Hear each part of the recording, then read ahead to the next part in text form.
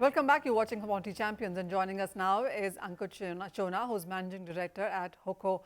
Ankit, hi, good to have you. And it has been such a great market, early onset of summers. Almost all ice cream makers really seem to be rejoicing this. We are looking at better numbers coming across, and that too as early as in the month of March itself. How have you seen the market? What is it that you are picking up in sense of numbers and market trends? Sure. Thanks, Manisha, for having me on the show. Yeah, you're right.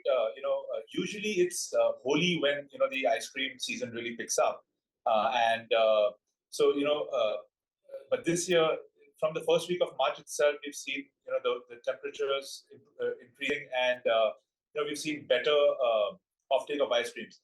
February, on the other hand, was not a great month. There was a lot of unseasonal rains, and so those kind of challenges were there. But March has definitely seen a great uptick, and Holi is actually every year. Holi is when you see the sales of ice cream really pick up, and that's the starting of the season for us. So Holi is just over yesterday, so we are hoping that there'll be a further uptick in sales starting today. Ankit, I also want to talk to you about how the market really have changed in last many years. I mean, earlier it used to be go out for a drive and get an ice cream or do it on special occasions, but now it's a dessert kind of a trend. You also can order various desserts and ice creams on online platforms as well. How has that changed for you? So I think India has always been a value-seeking consumer, but they're really moving up the value chain. I mean, we are seeing that change in all our SKUs as well. It's not only about the vanillas and the butterscotch and all that. People are like, we have flavors like charcoal lychee. That's one of our top 10 selling flavors. We've done products which are in the health category. So, and like you rightly said, quick commerce has been a game changer. We have these cake sandwich ice creams and all of that. What is happening with ice cream really never took off on modern trade, because when you bought the product from the market, the probability of it melting was very high unless you got home in the next 10-15 minutes. With Blinkit and Instamart and these and Zepto and all, ice cream sales there, I believe, is going to grow at 10x the speed at which it's going to grow in traditional general trade and retail models. So I think that has been a big game changer in the last 2 years for the ice cream industry. And Ankit, do you also get, there have been a lot of demands, basically, a lot of asks when it comes to gluten-free and sugar-free and natural sugar ice creams, etc. I mean, are you looking at all of that too? We have an entire range of healthier ice creams. It's called health. But ice cream still in India largely remains an indulgent category. I would not call it, give an example. I would say while maybe 5 years ago, the healthy ice cream would probably contribute to 1% of sales. Right now, it contributes to about 2% of sales overall.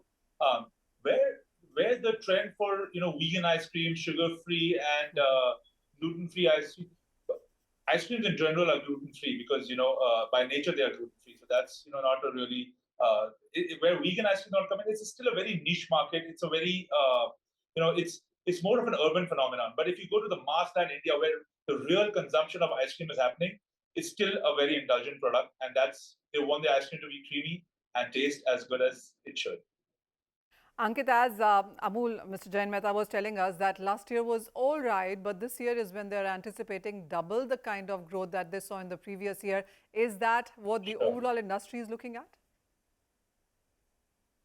Yeah, absolutely. I would say, so one of the reasons that I also see that why the growth should be where it is, because the input prices have been, very, very stable. In fact, skim milk powder, cream, and butter. These are the three essential ingredients that are going to make an ice cream, probably 75% of the input cost. They have actually they're lower than what they were last year, and that, very rarely happens. So there is no pricing pressure on the industry this year. And the summer, is going to be a long summer.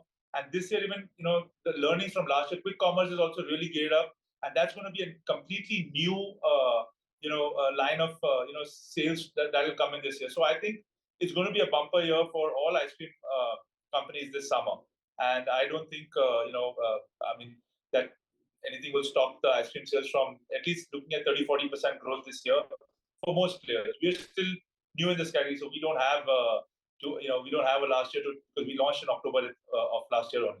Oh, well, absolutely. So, I also want to understand this market, Ankit, because there are domestic players and then you have regional parlors as well, and then you have international markets as well available here. So, it really is a fragmented and a big market in that sense. Yeah. So you're right. Mainly, so interestingly, I think we would be one of the only ice cream brands that is launched with the entire portfolio of 150 SKUs, I think in the last 20 years.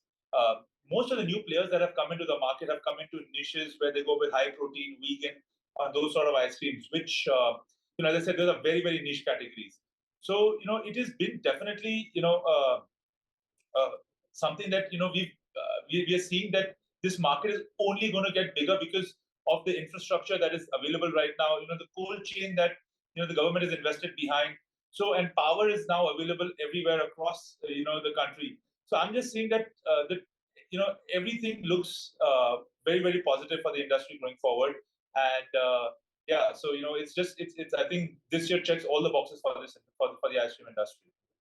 And as I said, and that like regional players are now all trying to go national, and the national players like Amol is going international. So it'll be interesting to see, but I think there's enough room for everybody to try and get a to see how they grow. And I think one thing that is the most critical thing in the ice cream industry is supply chain. It's almost, I think it's equally in a supply chain led business as it is a dairy or an ice cream business, because you have to make sure that the product reaches on time at the right temperature.